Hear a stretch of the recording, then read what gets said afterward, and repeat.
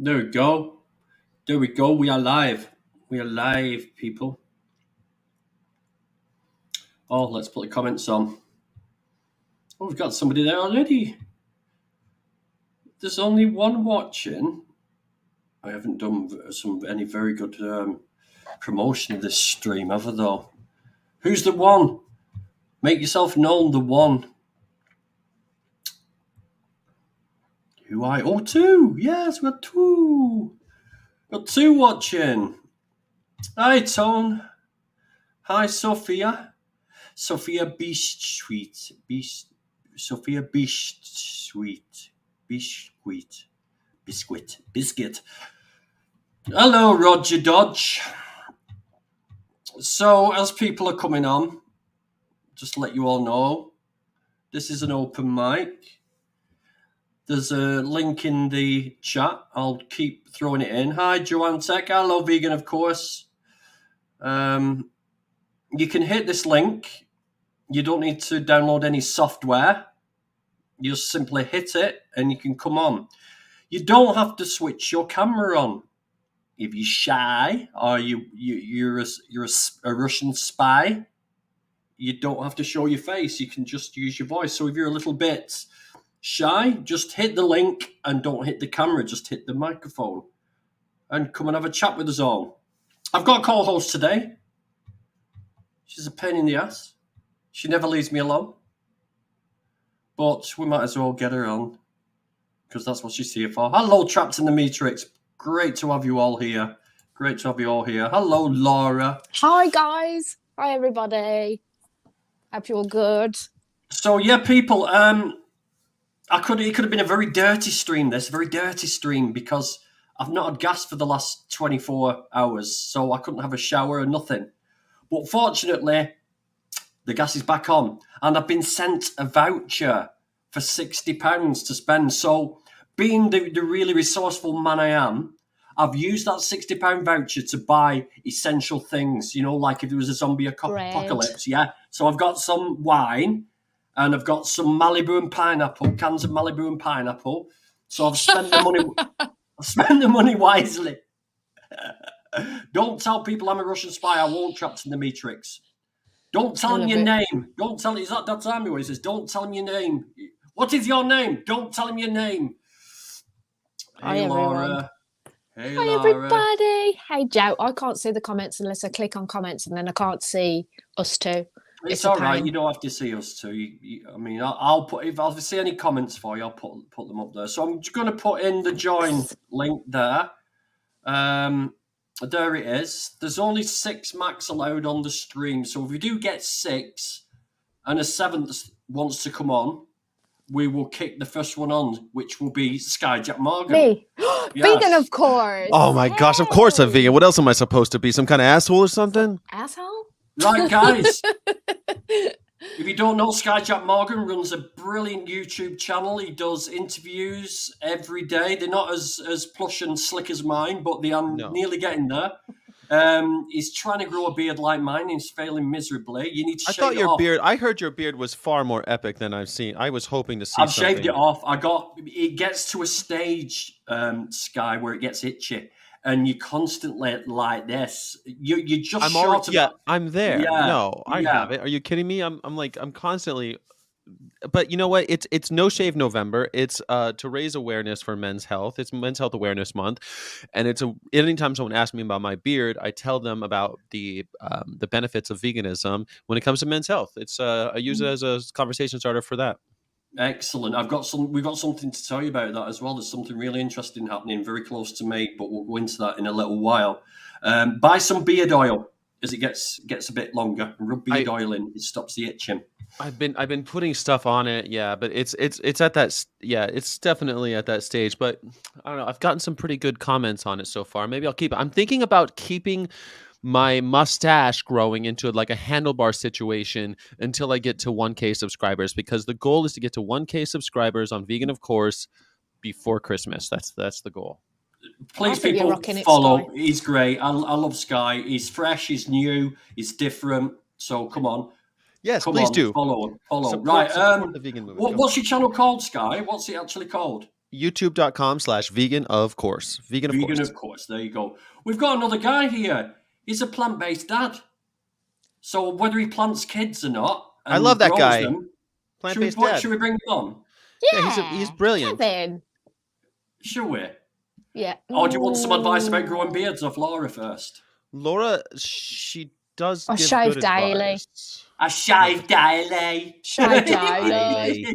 I want to You have could- the animals. You, Look at you can't see my blue beard because Power I've got dad. foundation on.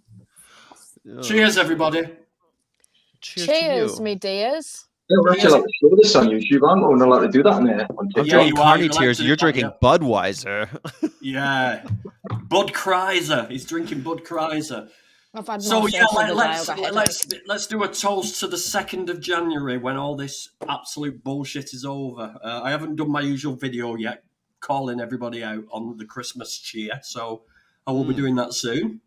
But yeah, Have you listened to Naughty Holder songs? That Naughty Holder song, because we were talking about it. Roger Yates was telling me all about Naughty Holder.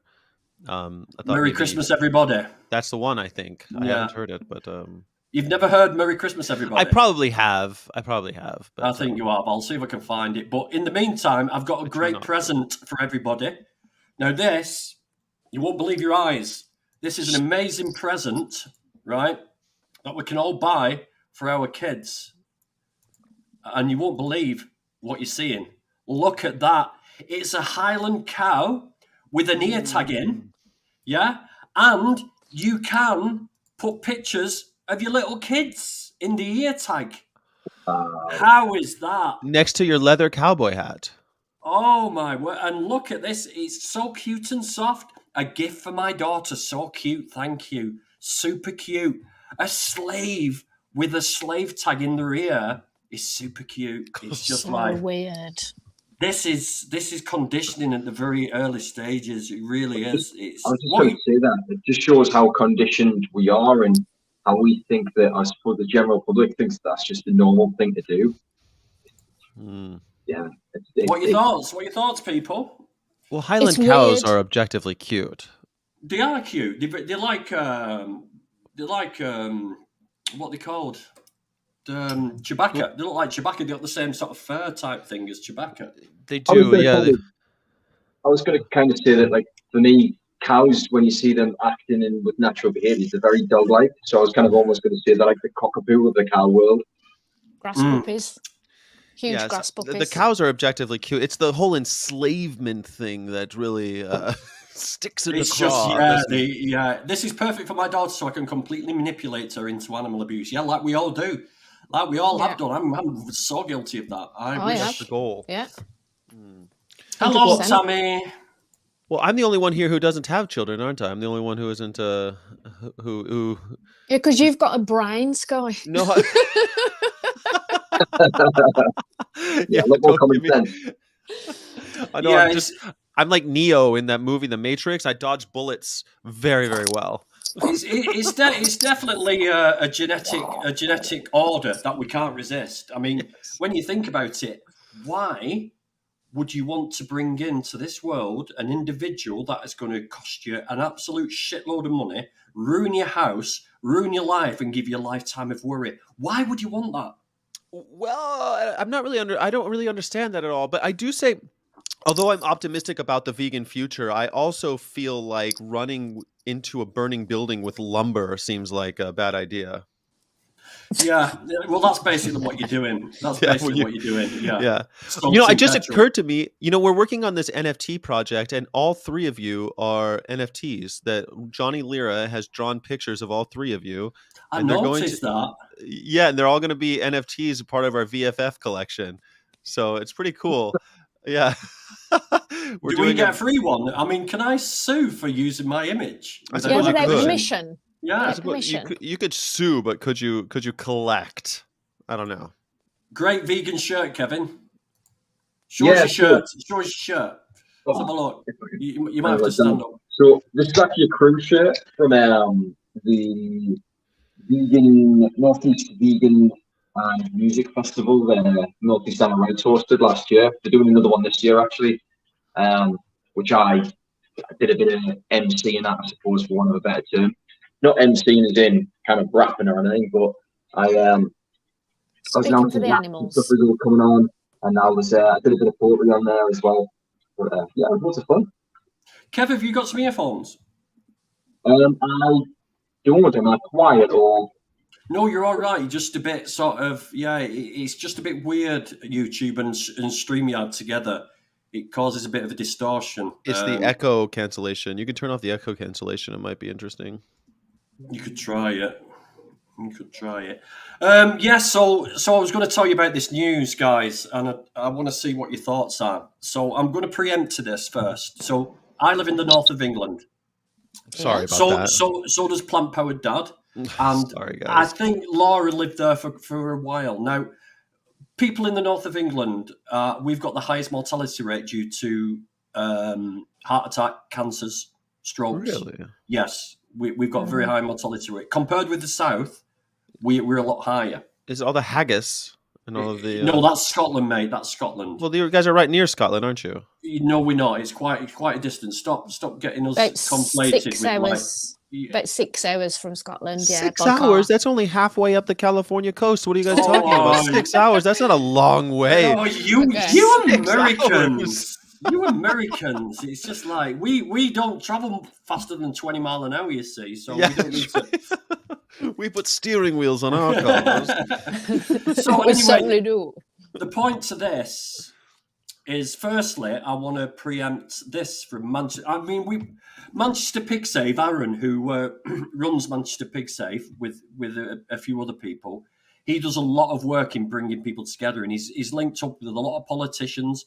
He's trying to get the plant-based treaty going ahead, and we've made some inroads with Manchester City Council. So I'm going to share this screen to start with.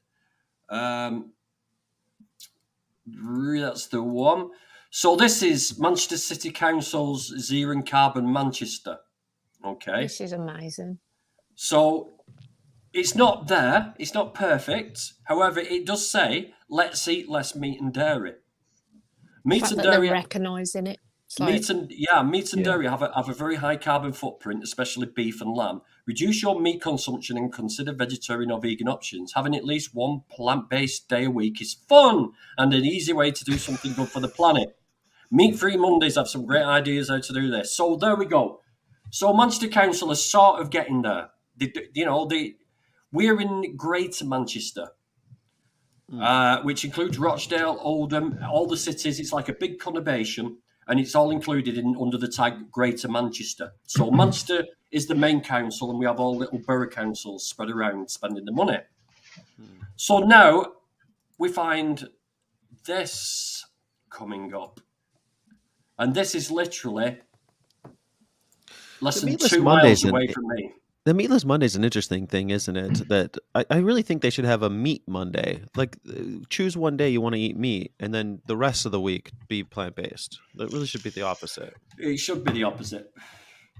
But here we go. We've got a £100 million bacon factory being built less than 3 minutes drive from my house. It's a new £100 million bacon factory planned to open in Greater Manchester next year. Is set to create 300 jobs. Bearing in mind what I've just said about the North being the worst mortality rate for cancer, heart disease and stroke.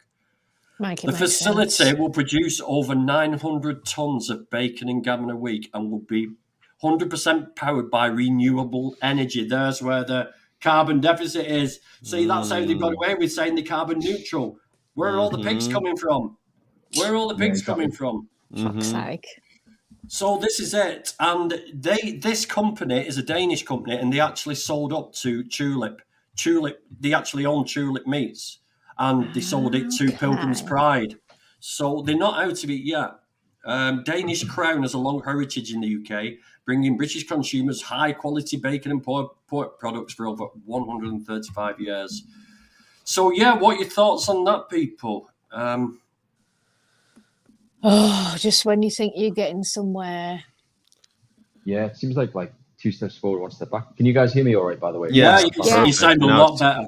That's better, Kev. Awesome. Yeah, me wife ran upstairs and got me Bluetooth headphones. So, yeah. Bless her. So in Yeah. County Durham, where I live, the obesity rate here is about 63% of the entire population is classified as overweight. So, and obviously with that comes the whole, well, all the health problems that come with it potentially. But But, that's where the yeah. Americans beat us, obesity. Oh, That's where the definitely. Americans, The They one need- thing. they need a big country. They need a big country to Of fit all the all those things. people in. Well, we got to fill it up, don't we? That's why But we we, have. but listen, we Literally. better be careful. We don't want to be called fat shamers. You know what people are like, the snowflakes out there. Well, there's a We'll difference talk between about that fat later. shaming and holy shit, we have a health epidemic, right? I mean, you're absolutely right that comorbidities, especially as we as zoonotic diseases continue to plague us, it's going to be more and more of an issue because obesity is almost guaranteed to make you dead if next pandemic. What is that? Is that a Goose Island? Oh, Malbec. It's a Oh, okay. Malbec. He's Right. getting Nice. red ass. From San Most- Juan all the way from Argentina. Most Malbecs are vegan because they don't use isinglass, which is fish guts to the general population. That's true. That's also why most Malbecs have a ton of sediment, which is Yeah. what isinglass is a purely cosmetic additive. It's a bizarre thing. It's just So to you- make it look good. Gross. So yeah, this factory. So it doesn't bode well, does it? Because what they're trying to do, they're trying to greenwash. They're trying to greenwash the industry.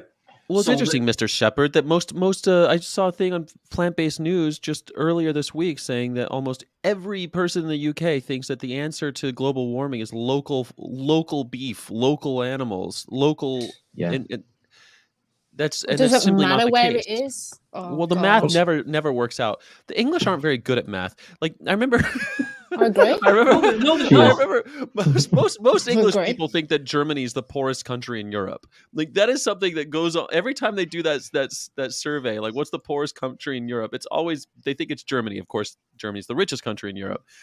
It seems like a very easily duped island. Mm. Well, I would probably agree with that. Yeah. Well, 60% of the 60, we only supply 60%, I think, of the meat of our own meat to this country.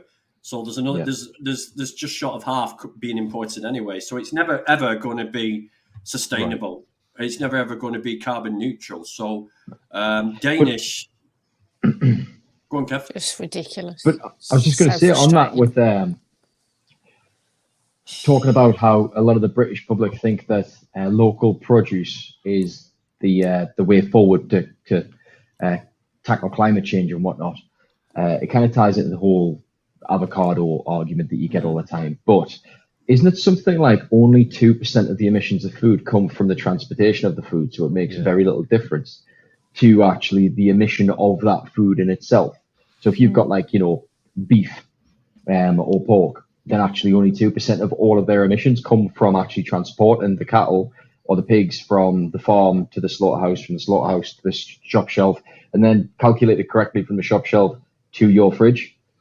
Yeah, it was always bullshit, man. Like I owned a farm to table restaurant back in the early 2000s, and it was never the promise of farm to table to lower greenhouse gases. That was never the promise. The whole idea was that when you eat local, that the nutrients in the in the produce is more available to you, which is why frozen produce, frozen on site and shipped, has more nutrients than stuff that's been shipped fresh, right? So it's the same idea that you rather than freeze it and do all that, then we'll get it locally and you'll have more bioavailable nutrients and all that garbage, right? But it all goes out the window when people want limes in their cocktails or lemons on their, exactly. It's never, the promise was never to be greener. It was supposed to be better for you. I don't know how we got into this conflation of green and the greenwashing the local food movement. They're not the same thing. No, they're not. You see, the thing is as well, I mean, I put something on TikTok about a reply to a guy who's saying, oh yeah, the greenhouse gas emissions and global warming scenario. I said it's like the animal agricultural industry is one of the main contributors towards it. He said, oh no, it's not. It's only so much percent. And when I looked at what study pushed forward, it was just a study saying how much gas comes from these animals, which isn't the case. We're not talking about the gas from the animals. We're talking about destruction of rainforest, which releases carbon. We're talking about dredging on the bottom of oceans trawling for fish, which dwarfs the destruction of the Amazon rainforest, dwarfs it. Yes. It's nearly something stupid, like 30, 40 times the amount of rainforest we are ripping the bottom of the ocean out, releasing carbon into the atmosphere. We're talking about the transport of animals, the transport of the flesh after the animals have been killed. The slaughterhouses, what they have to do. Like I said, I've worked in a slaughterhouse. They use hot water hoses, and they hose it all down. And these places, it's just everything all in one. And these people don't get this. They don't get it. No, Using well, every possible resource available, it just gets right. I don't know. But it's because Yeah. they don't get where anything comes from, right? Like the very questioning of where our oxygen comes from seems anathema to any kind of common thought, right? Most of our oxygen is coming from, for example, kelp beds, and what you just described is amounts. It dwarves forest. you're right, kelp forest, right? Mm. It dwarves the amount of the amount of rainforest that's destroyed annually is destroyed daily in the oceans when it comes to kelp. I talked to a charity that's all about replanting kelp in the Pacific. That is remarkable to think that we have charities now replanting forests in the ocean that people don't realize. Thank you for bringing that up. What a great photo of all the VFFs. Those are all the people on the shows, and we have Roger and Ronnie on there. And yeah, we got the goddamn vegan SOBs, vegan yoga mama. You've got like criminals there. You've got ex-cons there. Look, you got two ex-cons. That's the there. plan. Yeah. Ex-cons, but they were Ex-liberators. they might be ex-cons, but they're also icons. But yeah, man. I like So that. yeah, please subscribe to Sky. Let's see if we can get him up there. Yeah, if we can get it to he's 1,000, that'll be my Christmas present. I'm trying to get, because right now our views are really good, but we just don't have the subscriptions Followers. to be monetized. And I really don't want to do that whole thing where like if you pay money, it will like speak to you on the live streams. I hate that. So not to badmouth anyone who's doing it. I think it's great, but please. Sorry to interrupt. Yeah, I'm going to stream once every couple of weeks. I don't know what's happened to me. I don't know whether it's burnout or what, but I'm just sort of like, I've just lost all my get up and go. Laura knows. It could be the beard, all that energy going into all that beard. It could be. It'd be like manufacturing. Samson. Yeah. Yeah, And coming now, off the beard. right now that you've got like the opposite of Samson, really, right? Now Well, that yeah. you've chopped it off, you're gaining your power back. I've also been experimenting with ADHD drugs, and I've had some good results and some bad results. The most of it is bad because it's all right for a while, but it just kills my personality. It kills my creative process. So that's sort of worn me out as well. You know, this thought of, oh yeah, there's a super drug that can cure me of that, like this crazy sort of mind that I've got, but it doesn't. I think it's called marijuana. Yeah, I'm thinking about that as well, but that's illegal here, so I don't fancy another record. Oh, I didn't realize it's still illegal in Yeah. in Northern Yeah, England, yeah, even though you it's can't so close to possess it. Scotland. Class B drug. It's gone from a C to a B.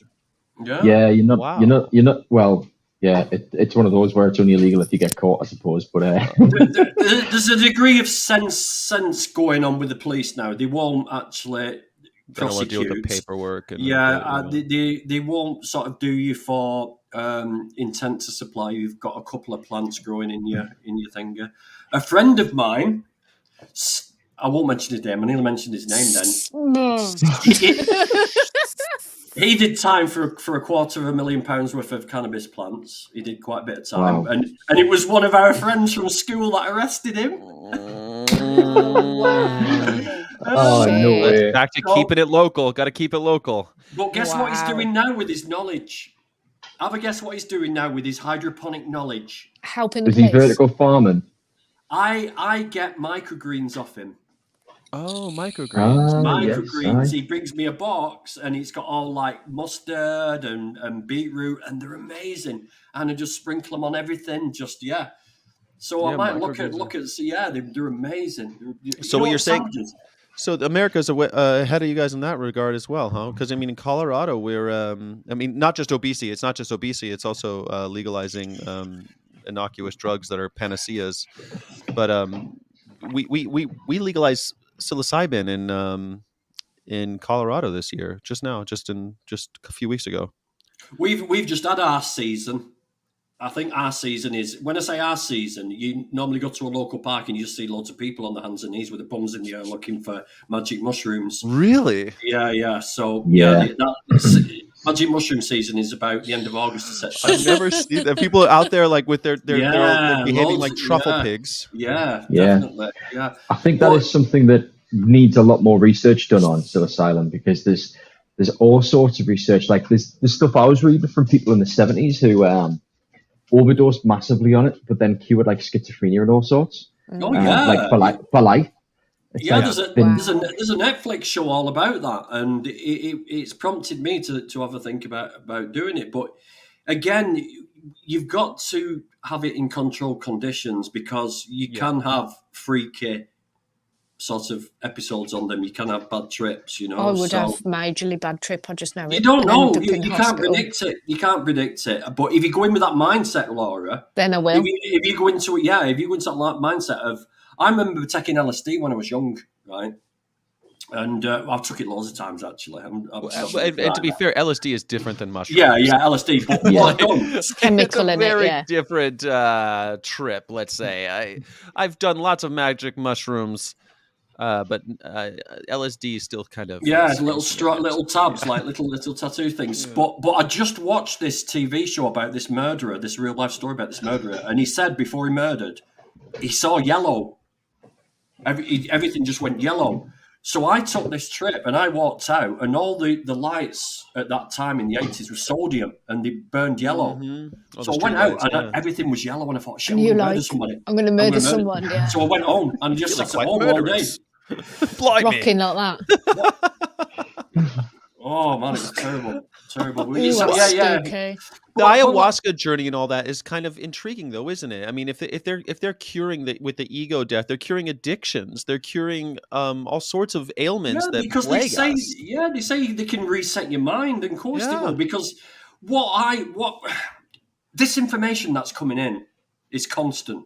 So we watch TV and we're seeing information, we're hearing information on the radio when we drive to work. You know, we're being told how to do things at work, health and safety. We're bombarded with all this information that doesn't make us feel great. We don't. So when you get an escape from that and see that this shit doesn't really fucking matter, yeah. Yes. it's got to reset your brain. It must Yeah. do. It must do. Yeah, And because you it- start looking at Worth you're a looking go. behind the curtain, aren't you? You start looking at the inner workings of your own brain. It's almost it's Confessions Wizard of of Grumpy it's Ring Wizard of Grandad. Ozzy, isn't it? I had a friend a couple of years ago who he was obsessed with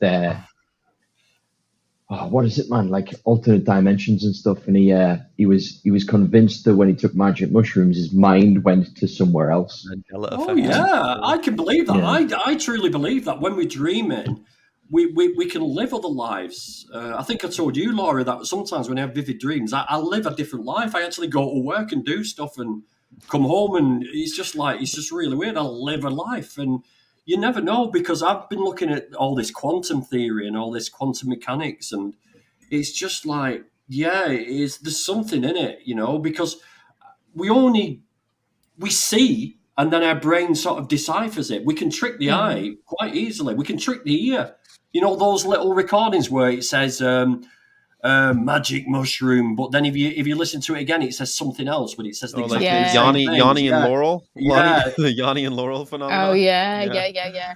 Yeah, it's how your brain interprets it, So it's really, you know, you've got all these different things that can fool your brain, and so reality is just a facade. What we sort of. So I can imagine there's a lot we can't see. Some people say that reality is a simulation. Don't It they? could be. Why couldn't it be? Mm, Why And it's couldn't it definitely be? a subjective experience, isn't it? Like everybody experiences it. You'd have 5 people experience the exact same situation, but they're in their mind, they react or they experience differently to each other. So I Yeah. think reality Yeah. and how we perceive it is definitely subjective in some Oh, level. definitely. I mean, who knows the game Monopoly? yeah, I think everyone does. So. Right. Okay. So the guy, he's got a monocle. He's got a monocle. Yeah. The guy with the top hat and the monocle. Oh, Monopoly I know Man, what you're Mr. gonna Monopoly, say. Monopoly yeah. man. Yeah. He's got a monocle. I Yeah. guess maybe, I don't know, maybe. Right? No, he hasn't. No, I think it's But- Daddy but this- Warbucks has the monocle, right? Did Daddy Warbucks have the monocle? And then But Danny's Yeah, on but about the The little Mandela guy on the Mandela Monopoly effect, box. yeah. Yeah. Mandela that- died in the 90s. The No, he Mandela, didn't. yeah, exactly. So Yeah. that is like, why do people have all these memories? Well, that's why something? that's It is mad. solipsism, right? Like we're all just brains in a vat, so even the body is an illusion. But that's why we have language. That's why we can describe things to each other and come to a consensus. I mean, this is a testament to our compassion for one another and the ability to form societies. I mean, to me, this is back to, not to bring it back to veganism or anything, Well, but that's what we want to do. We do want to do. not to bring it all back to veganism, but we Not one have of to those agree vegans, are you, Sky? For that God's there's sake. that there is some objective reality, right? That we have to be able to start.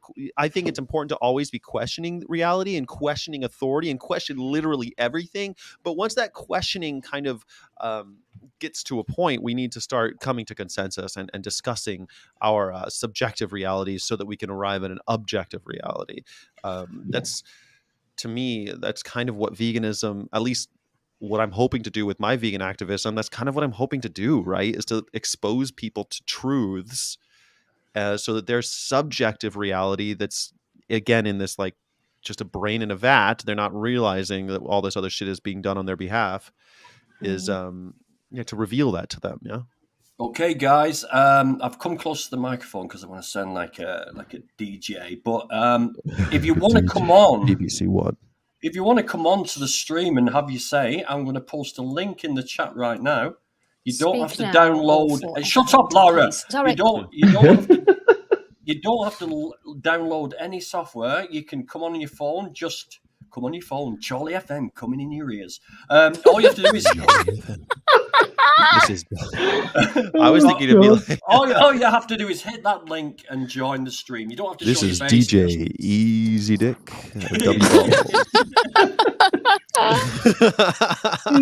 It's 99.5 on the FM dial, but if you're looking, it's W Balls. It's a Snoop Dogg reference. It's a Snoop Dogg reference. I'm not- Hit that Stop. link. Hit that link. Come and have a chat. If you've got anything to say about what we've been talking about already, come and hit that link and join us. Don't be shy. Everybody wants to hear that shit on W Balls. Samuel, thanks for joining the Oh, stream. stop No it, my brain stomach. ever has evolved to see reality, only the perspective of such. This is why we think acceleration is going faster when it is only perspective. Such is actually the distortion of space and time. What is time? What is time? Money. Yeah, it can be money. It can be money. But I mean, time. You can do something really exciting, like play Call of Duty, and time will go like that. But then you can sit there in somewhere really sort of someone boring talking to you, and time can just take by really slowly. So it's weird. Time. I think that's Time's what Einstein flying. was. That Yeah, Einstein's it's theory of relativity. I think that's how it is. If you're playing Call of Duty, it's COD equals MC squared, right? Squared, yeah, Call of correct. Duty equals yes. I think that's what. Yeah, as you're playing Call of Duty, it goes more quickly. Interesting. But I can't be asked to Wow. plug my mic in. Oh, shut up! Not your mum. Not your mum. Get your ass on here. What's the Andy, excuses, Andy. you know, Yeah. Andy, I've been trying. I hope Andy does come on because I've been trying to literally give him money, and he won't answer the phone. He won't answer anymore. I'm like, how can I give you more money? And he won't. You don't It's all- give me any money, Sky. Yeah, Well, you he's don't give me any money. On Vegan, of course, is not just a YouTube channel. It's actually a burgeoning Charity. a burgeoning charity, a burgeoning media company, and I want to publish his book, and it's already published really, but I want to be wow. able to sell his book on our shop and wow, that's outlets. awesome. Yeah. So the idea would try to be sell his, and then hopefully publish another book that. I have a book that I'm trying to publish that's edited by vegan gays, so I think that'd be really cool. Cool. See what happens. You know, the thing is, though, like you're throwing money around and then you see someone like me who's like, I'm actually sweating now because my heating's on too high. I'm having to drink this wine because the water is keep dirty hydrated. at the tap. All right, Danny, you just flex in an energy Just crisis. flexing. Yes, Mr. Shepherd, I've recently given up drinking because I'm trying to be more frugal because I want to stop working and just do this. So it's a bit of a Drink Yeah, less, but I mean, run more. you've got to look after yourself. And I think what is going to happen, Sky, right, Yes. is in time you're going to start. You see, the thing is, once you get to 1,000 subscribers, Yes. you start getting a feeling of I must produce, right? We're live every day on my And yes, I know this. I'm already there. Yeah, of But like course. coming up with different ideas all the Well, time. the thing is, yeah. mate, what I'm trying to say to you is you'll get to a point where it's like writer's block and you won't, what can I talk about today? Am I going to repeat the same stuff? How can I bring something fresh to the people? And Yeah, it but does Mr. build up Shepherd, to you that forget I'm bloody brilliant. I've Of got course this you are. on lock. Of You don't have course to you worry are. about that. I've got ideas coming out my ears. I mean, like, I keep a journal everywhere I go. I don't leave my house without pen and paper. It's pouring out of me. Never Another seen reason- you guys before. This is cool. Oh, Colin, thank you. Colin Frog. You're a cutie. Don't forget to follow cutie. over on Vegan, of course. Colin, thank you for coming. Shameless plug. Are you vegan, Colin? I need Are to you be vegan? shameless. Let me know. Hopefully, with a name like Farrah Cutie, hopefully, Colin Farrah Cutie. I like that name. Farrah Cutie. Pedagogy. Yeah. Look, Magnifico. Samuel Minesince. I always call him is- Samuel Misanthrope. Yeah, man, It's easier. he's so deep into this. We're gonna have to have a chat one day.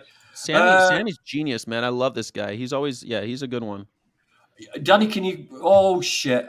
He's right. Yeah, Could you go so back to scum. Sam? Could you go back to Sam's thing, please? Because I love this idea. Yeah, 1 second. I've just posted the wrong link. I posted the link to your channel Where's by Kev gone? accident. That's okay. There we go. We live in a distortion of time space because acceleration is such so that the time happens higher in the sky is Yeah, slower this than is the one. Yeah, fascinating. yeah, definitely. Yeah, So it's the time minute. it proves that time is real because it's affected by gravity. So if a clock put higher up on if you put a Mount It will Everest, be or whatever, slower. right? So like Yeah. you've seen Interstellar, this idea that gravity is affecting time. Fascinating stuff. Hi, Vegan Pixie Warrior. Vegan Pixie Oh, Warrior, I've missed you so much, Vegan Pixie Warrior. Vegan Pixie Warrior, is epic. No, I'm going to say was epic, but she's fostered 2 beautiful children, and she's now a mother. Aw. And Congratulations. and she's sort Hey, of like Laura. had to take a step back, but That's- she's amazing. I love her so much. I love Laura's like, yeah, you don't have kids because you have a brain, Sky. And then someone else, I just had to do it. Oh yeah, congratulations. Congratulations. That's brilliant. Laura, you always there. Contradiction. Laura, always Laura. there. I love Laura. Laura is always there. Always. If Laura doesn't appear, the stream isn't real. That's another thing. Yeah. Oh, missed you too. I like Laura's got the V as the North Star on her compass rose. I just noticed that for the first time. Oh, adopted. Did I say fostered? She's adopted, not fostered. If I said fostered, sorry about that. I meant adopted. Language, words are just things, Dan. Yeah, but I'm learning off Mr. Roger Yes. Santa Claus without the beard. Oh, he's got a great mustache, though, doesn't he? It's funny with the language thing. I always have to confer. I have CPG here all the time. Colleen Patrick Gaudreau is always in the wings to let me know when I've misspoken. But I've been chastised about certain things when I say, if for some reason hypothetical animals in my brain get called it. But even animals real that I animals see- can. It's so easy to call them it. Yeah, it's You know, interesting. and An I animal don't that I think see it's- in front of me is a he or a she, but an animal that I'm imagining is always it. It's a very bizarre kind of quirk. I don't know. Maybe I it's mean, because there's- you don't know them. I don't know. I mean, It's the an squirrels, imaginary thing. the squirrels that I feed every day now. I've got 2 squirrels that come now and sit on the window like that. 2. Looking I through thought the it was window. 1. No, there's 2 now. The little baby one, but I'm like, oh, the squirrels here. I give it some nuts, and I don't think there's anything wrong with saying give it some nuts. We don't know whether they're male or female, so As long as they don't hear, it's okay. Yeah, Well, I said the same thing. I can't tell if it's male or female. And Wendy McGovern chastised me thoroughly to let me know that it's not about gender or grammar. It's about status, and you might as well just assign one. This isn't and it's an interesting. So I've been better about that, but yeah. Again, like if I said a unicorn is it to me. It doesn't matter to me. It's not real. It's not real. I An kinda- unreal animal. And I do you kind of know, get it as well, because It's not real. we've been conditioned for most of us, the majority of our lives, to I suppose to see animals as items rather than beings. So, and it is just language at the end of the day. But when you've had 30 years of conditioning, like I have, it's difficult to then subconsciously Snap. make that kind of that connection, if you will, with the language. You mean they, if you will, in your mind, if that real animal, not the unicorn maybe, but that real animal, like the squirrels, they are a they, but the language that comes out is it, just because that is the way that we talk. And it's something that I'm more mindful of now. I think in my vegan journey, that was the last thing that kind of clicked into place, was the stopping objectifying of animals. And I am more mindful about using I suppose the correct pronouns, for want of a better term. So they or he or she, depending on if I know the gender and whatnot. And I do try to not say it, but sometimes, especially like if you're in a rush, or if it's just slips out, I don't think there's anything wrong with it. I just think it comes down to the fact that from learning language, you have been told that a dog isn't it, a cow isn't it, but a person is a they or a he or a she. I think that's something on a subconscious level difficult to snap out of. But let me put it this way: if we were to say, if Laura just disappeared off the stream now, she said she was going getting a drink, would we say, "Where's Laura?" Oh, it's gone getting a drink. That doesn't feel right. So no, I don't mind. Well, we're certainly. Right, we're in a weird space with pronouns kind of across the board right now. So I don't know. It's interesting calling someone who's clearly identifies as a woman and calling her it. But I mean, certainly there'd be situations where it would be almost permissible, or you'd have to call they, which is interesting. But I think what my friend Plant Powered Dad was saying was that I actually think it's somewhat more insidious, because the language of education, the language of erudition, has always been a patriarchal construction, and how do educated people speak? They speak the way old white men spoke in universities for generations. So I went to the Duolingo kind of they call it DuoCon, the convention for Duolingo, and they're talking about I use Duolingo, yeah. So they do a con every year, and it was really interesting when they started talking about code switching, especially between different English dialects, and they talked about the language of erudition, and it's fascinating, the idea that, well, in my mind, grammar is extremely important, because that's the way I present my intelligence. I consider myself a part of the intelligentsia, an intellectual. So, but for me to betray my grammatical training is going against a patriarchy that is so ingrained. It's far worse than just objectifying animals, is what I'm saying. It's like, yeah, I mean, that's just prompted me with something. That comment then is like, when they say it's a baby, and so-and-so's got a dog, it is a boy. I've said that about human babies. I've just said, oh, has such a body got a baby now? Yeah, it's a boy. Yeah. Here's what you call it. And that's acceptable. So it's it's a funny one. Or did you put your baby, put baby oil on it. Put baby oil on it. It's but the issue is that a baby isn't struggling for status in our world, whereas a squirrel, for example, is. A baby isn't. We know a baby is an individual, and everyone agrees that it's a precious life, whereas a cow doesn't hold that same status. So, unfortunately. So it requires from us kind of an engendered response of I guess, charity. Jonatex says, my pronouns are she, he, as I'm androgynous. I mean, that had just confused the hell out of me. I'd be like, what the fuck do I call you? Just do one or the other, you know? Well, the actor who plays Flash in the movies, they play the Flash. See, I just did it. They want to be referred to as they, and it's really hard to even read an article. There's been all sorts of articles about them, and they used anytime someone because they have had many problems. They've had many problems with the law of late, and every time an article comes out about them, what's his name? Zach, I forget his name, but the person who plays the Flash. I think you guys know who I'm talking about. He's Zac Efron. Not Zac. It's not Zac not Efron. Efron. Which version of Flash? Ezra Miller. The- Ezra Miller. Ezra Miller. Yeah, Ezra Miller. Yeah. He's had some controversy. Well, sorry, they have had some Do you controversy see how as it's well. haven't really they? difficult with they? Yeah.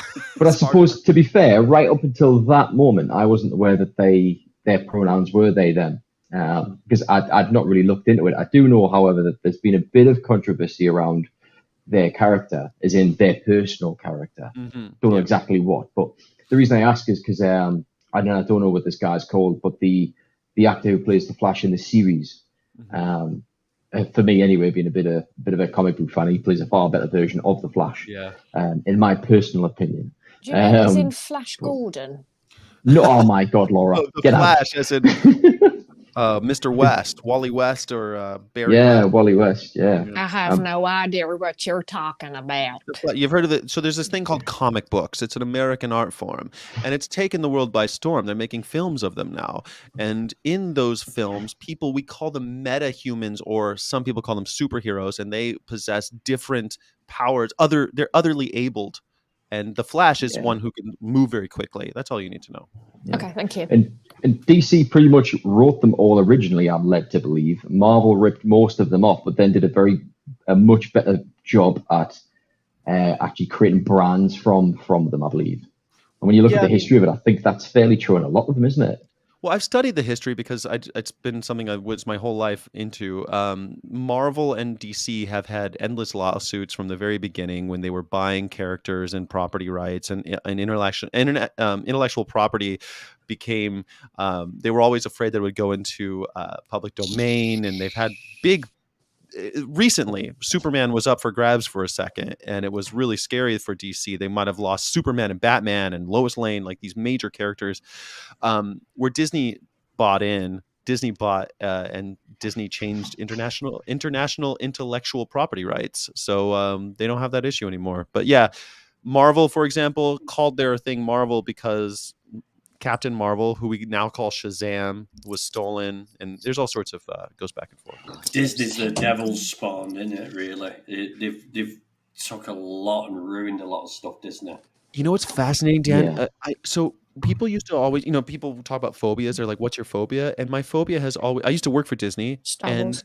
my phobia has always been that Disney's going to control all of our content, and you won't have an option anymore. And if you want to watch stories or movies or anything, it'll be Disney. And we're so close to that. I'm subscribed to Disney because I wanted to watch The Mandalorian. There you go. You know? Because you like Star Wars. I guess you're a Disney fan now.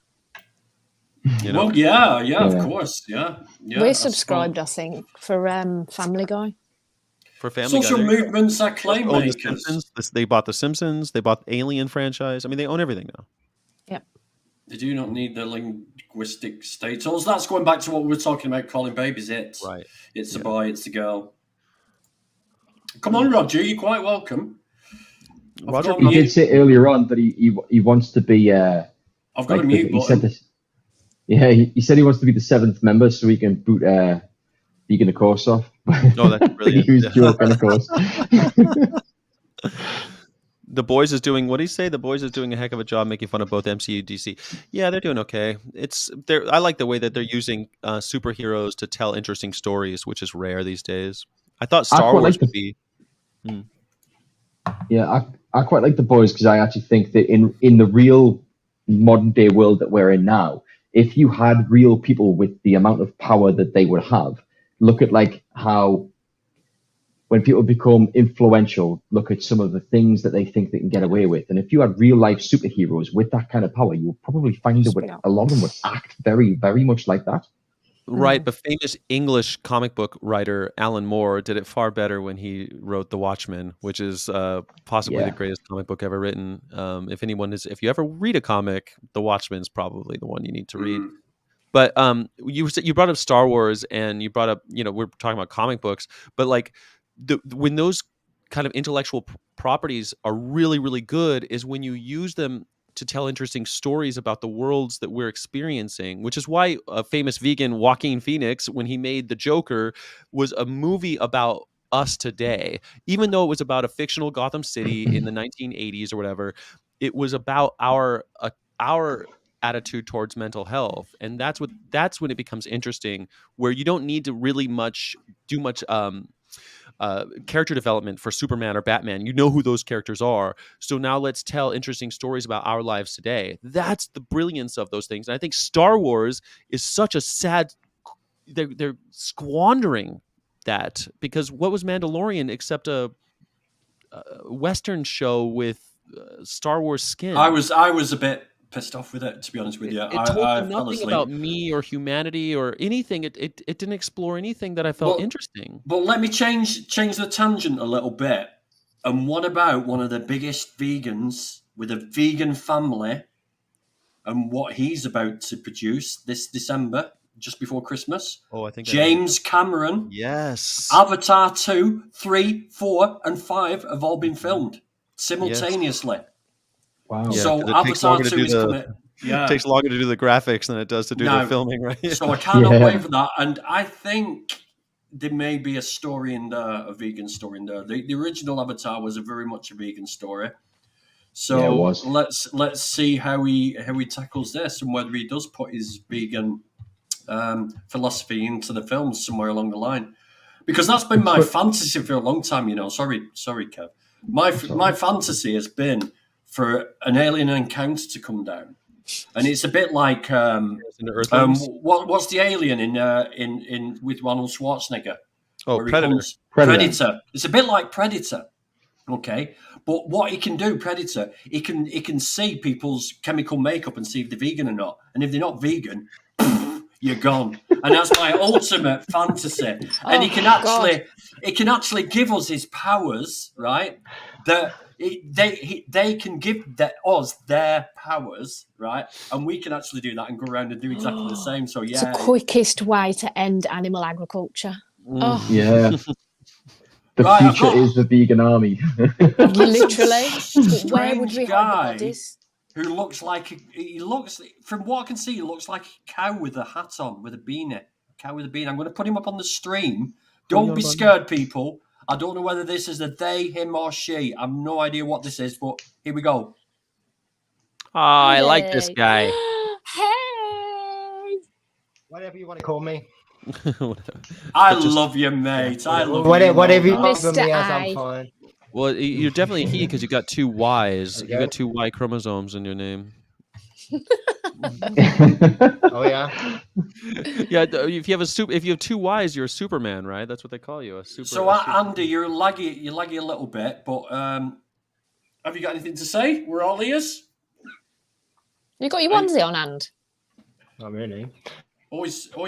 frozen. We can, No, it's just my hoodie. Oh. Oh, he's- God, it's yeah, he's- freezing. Listen, Andy, Yeah, it's a bit jerky. switch your Okay. camera off and just go on voice only, and that might solve the issue. Mm. Because what you're actually doing is freezing on screen. But he was Unless- frozen smiling, and that's a good thing. I mean, Yeah, it it's- always Yeah. is. But then sometimes, Yeah, every once in a while you get that one. Wait, Dan, are you frozen? Are you with us still, Dan? Dan, are you still there? Dan? Dan? Can you wave? Yeah, then you catch up really quickly. Hey, Dan, you brought up about Anyone would James think you were Cameron, an and actor. James Cameron he's been on my mind a lot lately. Partly because we just started a show on my channel called The Futurist. We're gonna change the name. We're thinking because James Cameron, an article about him came out this week that he doesn't like to use the word vegan. He likes to use the word futurivore. That he thinks that we aren't just that futurivores eat as the world will in the future. We're just early adopters. And I've been saying that for years. I don't know how I feel about futurivore, but I think it's funny and I kind of think I like it. What do you think about that? The futurivore. I personally, I'm struggling because at the moment we're struggling with vegan. No, at this very moment in time, we are struggling with the word vegan because it's getting diluted, it's getting translated, it's getting mutated into different things. It's a health movement, it's an environmental movement. Cruelty. So throwing something else into the mix, I love Well I love done. what you're saying. I love that. But as a thing at the moment, we as vegans really need to drum down what veganism is because it's just, oh man, it's just a nightmare, and So especially with frustrating. with these new vegan products coming out, it's like they're coming out with these vegan products, but veganism isn't wine, veganism isn't mock meats, veganism isn't a ready meal. Veganism is a movement, it's a philosophy. Exactly. But we're But losing that it. leaves it up to us, the claims makers, and those carrying the flag. I think that that's what influencers are supposed to be. And there's always going to be some of those influencers who are recipe sharing. I mean, the reason why I started this shit was because I didn't want it to become the movement to become a recipe sharing club. And you're right. I like the term veganism. I think it's worth fighting for. I think it's worth keeping.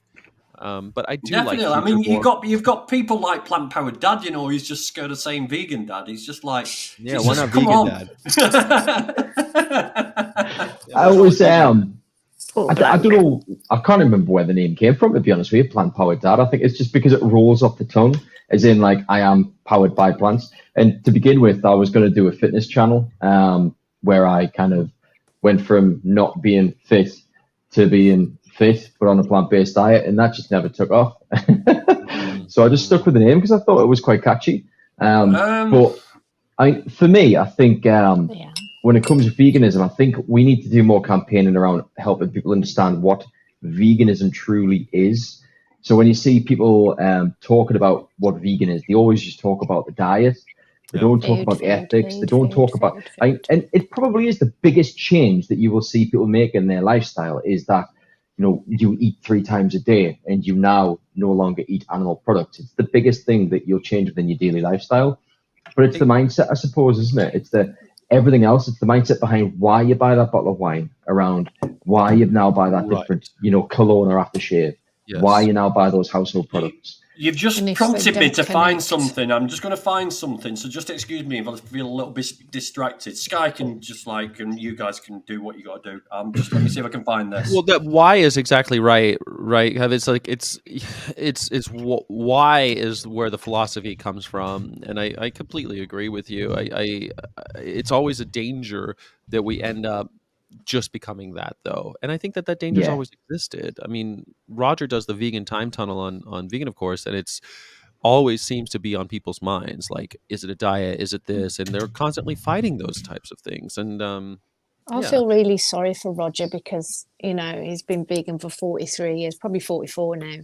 And, his message has always been very clear. And then you've got new vegans on the scene that are, diluting it, like we said. And I just feel so sorry for him because he's fought and fought and fought and fought and fought. And now it's getting diluted to what it isn't. Well, at least he's still alive. I mean, we talked about Kathleen Janaway today, and she had to die without seeing her utopia, and see peace on earth. I mean, when she died, we were still at war. So Yeah. at least Roger's still out there kicking Have shit. you guys heard of Bear Grylls? Yes. Yeah. Unfortunately, I have, yeah. Yeah, I'm so an you- unfortunate go viewer on in his that. name. You saw the Louis Theroux interview. No. I don't think I have seen the Louis Theroux Right, okay, interview. so the Louis Theroux, that's what I was looking for right now, but I can't find the clip. He's walking up with Louis, and he gets up every morning, he does these pull-ups, he does all this stuff. He says, I was vegan for 2 years, and I wrote a book on vegan food, and I did buy his book, and it was really good. I learned how to do kale crisps in the oven. They're amazing. They're like What? seaweed. Bear Grylls. Bear Grylls. But he says, then I stopped doing it because I found that I couldn't do as much exercise and stuff like that while I was vegan. And it was like, you what? And I was a great lover of Bear Grylls until that point. And then it was like, fuck you, man. Yeah. Fuck you. How dare you Plant-based say for that? 5 minutes. If you're going to write a book about veganism, you should be well up on veganism, right? You know the script. You know that it doesn't affect your performance one bit. So how the fuck dare he say that on national TV? I thought, you wanker. Rant Did he over. write? Sorry to interrupt. Did he write a book on veganism though, or did he write a recipe book? He wrote a recipe book. He didn't write a book on veganism, Andy. He wrote a cookbook, and he's got a. Basically, the way that I would see that is, it's just not someone eating got enough in Bear calories. Grylls' ear the same way that someone got in McDonald's franchise ears and said, "Hey, there's a market here, mate. You're missing out on." That's it. Mm. That's what these people are playing Yeah. into. Yeah. It's not It's all about that. plant-based. Yeah. It's money. Make the connection. Like Who are money you? We're not taking on. If we focus on it, especially while it's small, become a big name pretty quickly. Yeah. So dark, Mia. And that is what's happening. If you're a Z-list celebrity, but you out But she got a yourself black as dad. vegan, you'll be bigger in the vegan community than you would be anywhere because of that. And that's so I would say that Bear probably that's marketing.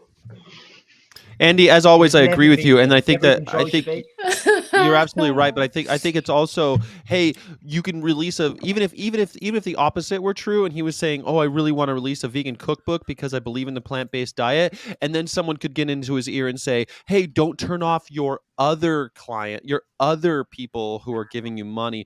Don't scare them away. Make sure you Tiny make them. bitches. So it either way, he gets it on both ends, right? This He's was gonna off. get it in both ends, even if he does have good intentions. They're going to be subverted by the capitalist interests. And even don't forget, books have editors.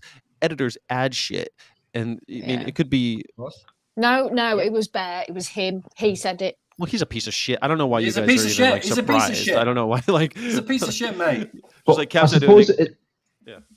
it's people like Bear Grylls who have got a following who will say that they're vegan, and then they'll decide that they're no longer vegan and start throwing rocks at rabbits for TV. But That clearly, makes he a never movement. had a connection with the animals, did he? He was on a plant-based diet, which he probably went on for the potential health benefits of what a whole food plant-based diet can do, and then Didn't just eat cocked enough it up by calories. not eating enough calories or not getting his macros right. Probably just not eating enough calories, to be fair. Yeah, and which is really common because you go from eating really high calorific food to really low calorific food, and you eat about the same quantity, the same mass. So, and you're not going to take in the same amount of calories if you have say like a Exactly. lentil bolognese versus a beef mince bolognese, because you don't have the same. Well, you're density looking at of this calories in very there. scientifically. I mean, really, your body's going to take time to adjust as well. Yeah, I mean, but yes. the thing is, Sky, right? This girl on TikTok said to me, she went, I went vegan for 2 years, but I ended up in hospital. I had sunken eyes. My hair was falling out. I had all these problems. And I said, you've just listed the symptoms of starvation, my love. Yeah. That's what you've done. Yeah. Right. I've always said, right, a chicken breast and 2 slices of bacon, right? That's how big they are, right? Mm-hmm. That's where they are in my stomach, right? That's nearly 1,500 calories, right? Yeah. Sweet potatoes, you would need a kilo of sweet potatoes, right, to get the same calorie content as that piece of chicken and 2 pieces of bacon. We'll say bacon. I know it's pig flesh, but so yeah, you've got to eat more to get the same calories. It's easy to lose weight, and a lot of these people have got EDs. Well, you also have to eat That different. fail. You also have to eat differently. I mean, I had a raw vegan. Yeah. I had raw Synergy on the show, and she says she also went through a time where she felt quite ill.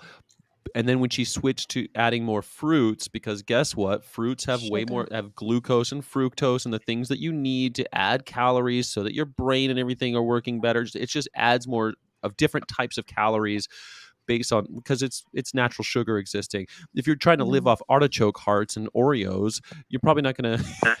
This is the other thing. I'm gone vegan and I'm eating plenty of calories. Yeah, because you're eating biscuits. Yeah, Biscuits and chips all day. Yeah.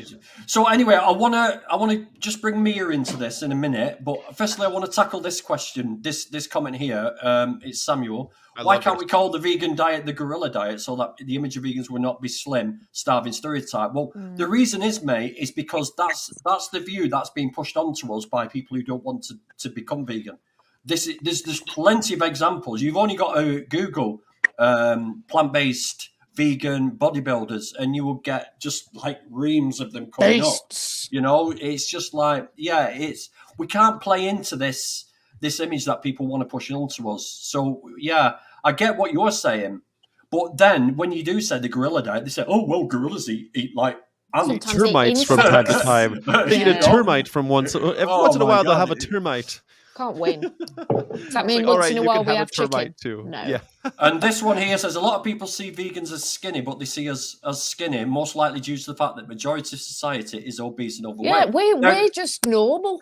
this we're is normal. correct. This is correct. Yeah, because people see this round face as normal. And when they see a face with cheekbones and dimples, they think, oh my God, that person is starving.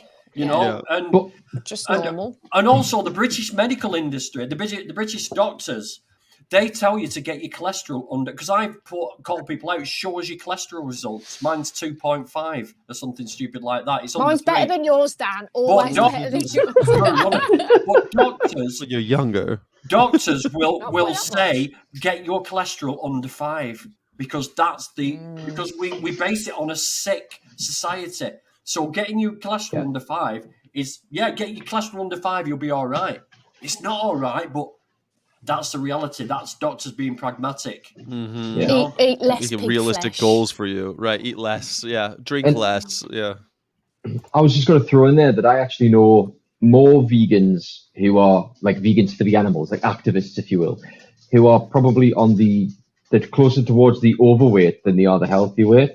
And I think it's the perception that when you see people on TV that are, doing a vegan debate or whatever, they tend to be slimmer. But actually, when you look at the vegan community, yes, the majority of vegans are of a healthy weight.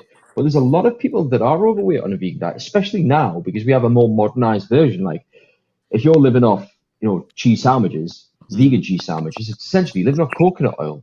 And there's a lot of convenience foods. There's a lot of really high calorific food to bridge that gap, I suppose, in towards veganism or plant-based diet. And don't forget, a lot of us have jobs where we're sitting on our asses all day. We're not using our bodies the way. And we need convenience food that's quick to grab. Like for example, generally speaking, if I forget to make lunch or if I don't make lunch that day, even if I do make lunch that day, I usually make falafel, but I do it in the air fryer, so it's more like oven baked.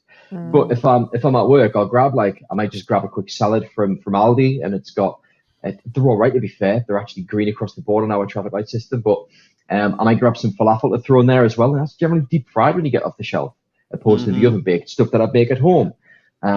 So it's the food falafel is food that comes out of the devil's anus. Mia hates falafel. Mia, I love it.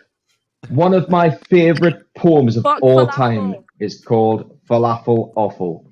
I can't remember what the poet's called, but he's a slam poetry world champion, the guy who wrote it, and it's half written in English and half written in German, because the word for spoon in German is awful, the word for falafel in German is falafel. So he does this poem where he's talking to a guy who went to Germany and he's had a spoonful of falafel, but it's an amazing poem.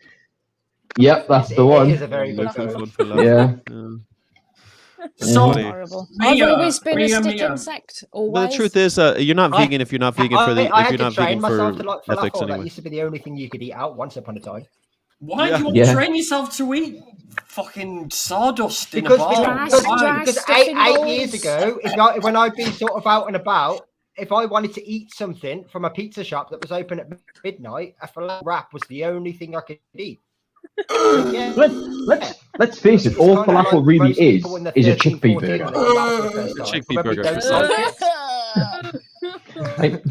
the reaction he had because it's so dry. But for a long time, that was your Boots meal deal. That was the only option. Yeah. There's a Lebanese place down the road from us that does a falafel burger, and I'm like, what's it? Just a bean burger, then basically.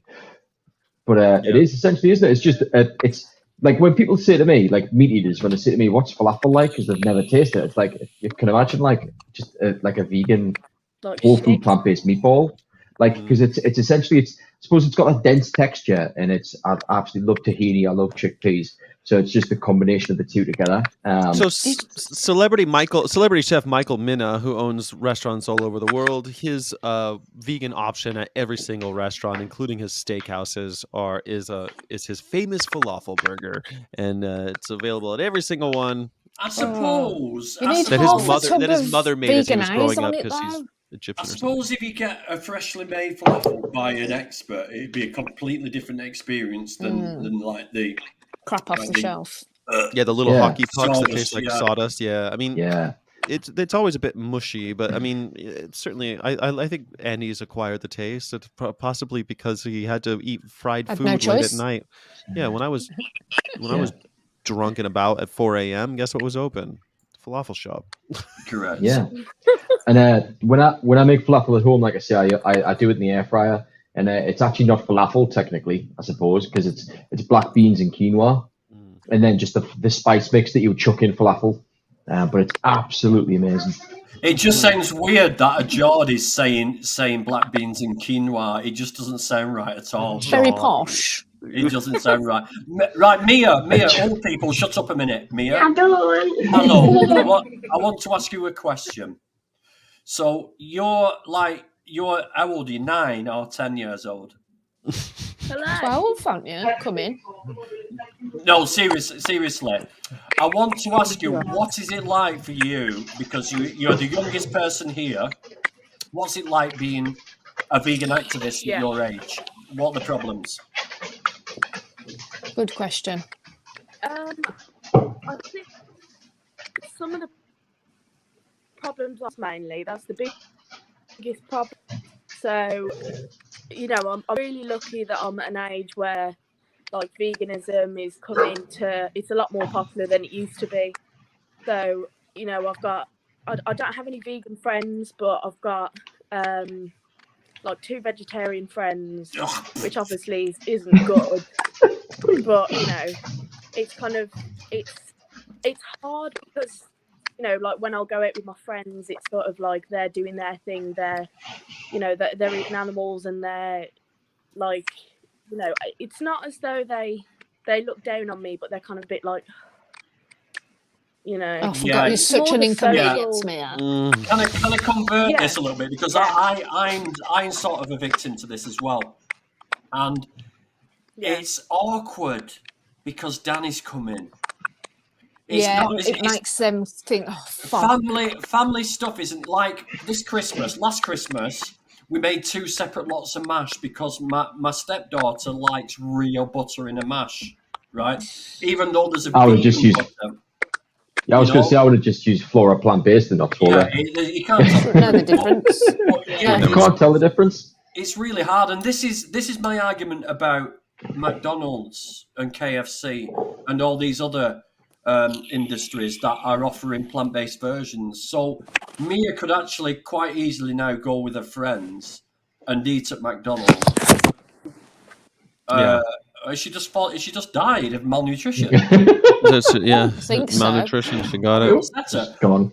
So yeah, this is why I think I even think a though I phone's don't- died. my phone keeps cutting out. Sorry. A phone keeps cutting out, sorry. That's fine. Mother Problem with young people today. side by side. But what I mean, Phone's charged. what's your view on it, Sky? What's your view on McDonald's and all the big conglomerates offering plant-based versions? Are you opposed or for I'm not it? opposed to it, of course, but I think it's kind of Andy's. To speak to Andy's point, it's just another step in for capitalism to Well, cash I mean, in on a we're growing not going to move movement. away from capitalism, are we? No, well, I mean, with any luck, but I mean, if probably not in any time soon, but in order to get to a vegan world, I think that's what we'll have to do. But meantime, I mean, I guess I support the fact that it's out there for the 13-year-old who has to tell his mom and dad that he has to on a road trip and he wants the McPlant. It becomes okay. They don't have to go to a special restaurant. So fine. I'm not going to go to those places because I think they're fucking disgusting. no, well, you don't Yeah. need to, Sky. I mean, Right. So you're not in my position, yeah, and you're not in Mia's position. Right. And if I Yeah. had to, I totally, that's my whole point. I think that, I mean, for example, Subway has always had a vegan option, and there's always been these places that have them. And in a jam on a road trip, if I took a bus trip to Las Vegas because I didn't want to fly because I wouldn't want to make an environmental decision. I was traveling alone, so instead of taking a plane, I took a bus. And on that bus tour, we stopped at Barstow. We stopped in Barstow, and there was not a vegan option to be found. So there was a Subway sandwich place, and I had the Subway sandwich with the veggies on it, and I ate that because there weren't any other options. So if there were there was a McDonald's, and if it had a plant-based option, I would have had that. Like the devil in an emergency will eat flies.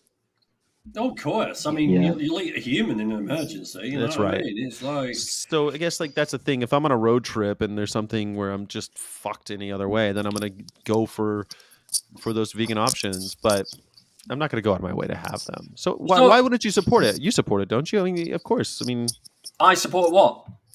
the idea that these KFCs and the rest are. Oh offering yeah. vegan options. I mean, what? We're not going to change capitalism. It's not going to end. It's not going to end. It can't end. Well, not with that attitude. It won't end. It won't end. I mean, we have to tear it down eventually. With the late stage capitalism, we're living it, man. We're living in a fucking capitalist hellscape where despots are rising to power and the world is melting. For God's sake. Aren't you using capitalism to sell NFTs? Am I using them? Are you using the system to your advantage? Well, that's a really good question. Am I using the system to my advantage? Yeah. I would say no. Am I saying that in this capitalist world, I think a step towards decapitalizing the world is decentralizing it? The one of the problems with as he drinks his wine, half a bottle gone. It's only 2 glasses, isn't it? No, okay. So you bring up Web3, and it's really important to look at that because the promise of Web3 and the idea of even NFT technology is the decentralization, so that the controls of capitalism are wrested from those who have traditionally held the power. That is the promise of it, and who knows if it'll actually come true. But to me, it's a step toward moving away from capitalism. Aren't we putting use power to people? Well, why don't we just use? I mean, look at e-cigarettes. Okay, now when e-cigarettes first started over 15 years ago, Benson and Hedges, Lambert and Butler, all the big tobacco brands, Camel, they shit themselves. They tried shutting it down. They tried regulating it. They tried getting all these rules, and now they make it. Because back then, well, that's easy though, Dan, because back then they didn't own the means of production. Now those companies you just described own all the tobacco farms. They own the factories that are distilling the nicotine from those tobacco. There's still a tobacco-derived product. It's not like they synthesized nicotine. It comes from the tobacco plant. Oh yeah, of course. And so what I'm trying to say is can't we use capitalism to turn these, as we get more demand for these plant-based alternatives in these places, we can use it to our advantage, surely. I hope so, and I think that is definitely a hope for every person in veganism, in the vegan movement, that capitalism can be used as a tool to start moving toward a world that's more equitable for all. But let's face it, capitalism doesn't have a good track record for equity, and capitalism is a fickle friend. Capitalism turns on you very, very quickly. Yeah, definitely. So this idea of using it as a tool, it's still enriching the very same people who have enslaved and oppressed all of us, including our four-legged friends. Of course. I'm going to say something now. I'm going to see if it works. Roger Yates. Or Oh our my legless God. friends, our fish friends. Hey, like We a are vegan not candy man? worthy. Fantastic. What the hell? What the hell is that? That's so funny you said that, Kev, because earlier on I said he's like Beetlejuice, and now you're calling him Candyman. It's the same idea, isn't it? Beetlejuice. Roger Yates. You did that to me before, didn't you, Dan? Yeah, I'm always doing it to you, Rod. You know this. Pick on Roger. On capitalism, if I can chip in on that, I'd encourage everybody to watch Steve Best's Total Liberation speech. And he says that capitalism is a predatory system. Yes. It's based on the exploitation of the poor, and it's there to create inequalities, which we see constantly now. And, you know, if you look at even the sociological data, where you've got something like 250 individuals, they have the same wealth or earning power as the bottom 3.5 billion people. So capitalism is not the answer. We've got to move beyond that. At the same time, you can have shifts within it, and capitalism is flexible, much more flexible than Marx understood, for example, right? But I'm not sure that we can have a vegan capitalism. I'm not sure about that. And I think Sky would probably say the same. Why not, though? Why not? because capitalism inherently separates us from the means of production, and as long as we don't hold the reins, then we won't see a world where the people who make things are not the people who benefit from those things that are made, except slightly in the sense of kind of wage slavery. But the people who really benefit from what everybody does are the social elite. They have control over the system. And so that needs to be broken down before we can really think about having a kind of vegan future based on things like justice before profit, for example. Now that's even that phrase, justice before profit, which is a VIP slogan, we've got it on the banner. That's the opposite of capitalism, Danny. This is why I go creeping around on farms at night exposing shit, and Roger does this political side of it, because but look, I have absolutely no idea. Actually, Dan, I think what you're doing by creeping around not farms late at night and exposing the truths of the people who are controlling the means of production is an anti-capitalist movement. I creep around the internet at night. Yeah. 4chan. He's a 4chan. Not with that mustache, Roger. Just to sort of go back and talk about No, I didn't mean that. You know, I didn't mean that. if you Tasmanian dwarf porn. If you were Tasmanian opposed, I'm going to draw one on. I feel left out. Andy, say it again. Andy, say it again. it works from exploitation. Yes. Yeah, of course it does. Of course we're all exploited. There's no denying that. But what I'm saying is, I don't think we're ever going to topple this system. I think we just. God damn it! I can't believe you're saying that, because we just made it through a global pandemic where socialism saved us. I mean, people were getting mailed checks to stay at home. And veganism is a toppling of systems business. It's a toppling of cultures. It's challenging what is. It's refusing what is, the great refusal. Yeah, but Roger, we know that. But he's saying it. He's saying. But he's talking about practicality, and I think it's pragmatically. But I don't think it's ever going to end. Pragmatically, we've already proven it does. Look at it this way. Go on, finish, Andy. You got us now. Don't stop. I've obviously got a little bit of a delay. Sorry. There's obviously a delay between me and you, because every time I think there's a pause, you're all that way in Birmingham. I just want to say, take the hypothetical example we get given, where they'll go the hypothetical vegan world. Well, would there be a McDonald's in a hypothetical vegan world? Yeah, a full plant-based McDonald's. There would be a restaurant that was plant-based from the off. Yeah. But there wouldn't be. It wouldn't be McDonald's, because McDonald's would have to change everything about it. Yeah, so they're not going to do that. We'd be better off actually supporting a chain that starts from tomorrow. Yeah. I suppose you're never going to change these industries that are literally exploiting, and that's how they make their money. No matter how much you force them to change their menus slowly. It's not going to be a grand change. You're better off actually putting your money, your time, and your investment into a new. Yeah, I agree with what Andy's saying. For McDonald's to be veganized, it would need to be closed down. I mean, all you got to do is look at the McLibel documentary to understand that.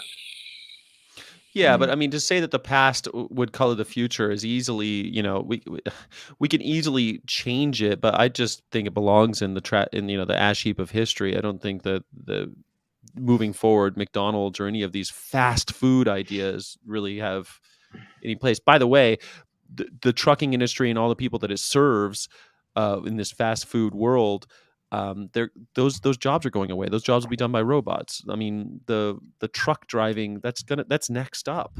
Next up, truck drivers are going to be robots. There might be in the future. Won't have a job. Yeah. And the way I look at it when it comes to not necessarily fast food, but like the Frankie and Benny's of the world, and I suppose McDonald's, KFC, Subway, all of the rest of them, is that I've got two very young children who at some stage will be subject to a lot of peer pressure. And for all of the cons around, and I don't support majority of these organizations, especially Mackie D's, I suppose that's come in the last kind of 5 to 6 months for me. It does enable them to be able to go with their friends and be normal. At that very important age of like 14, 15, 16 years old, when you're very susceptible and where they will be a lot more likely to give in to peer pressure if there wasn't an option. So I suppose for that very niche time in their life, I suppose having this available, it doesn't have to be McDonald's, but available nationwide in every town, is a massive benefit for them, and they're growing into hopefully vegan adults and hopefully if McDonald's saw this trend of young people, because it's young people who drive McDonald's. If they saw this trend of like, let's just say 60% of the UK teenagers were vegan, or went vegan, or were vegan from birth because of vegan mothers and fathers, blah blah blah, would we see green McDonald's everywhere?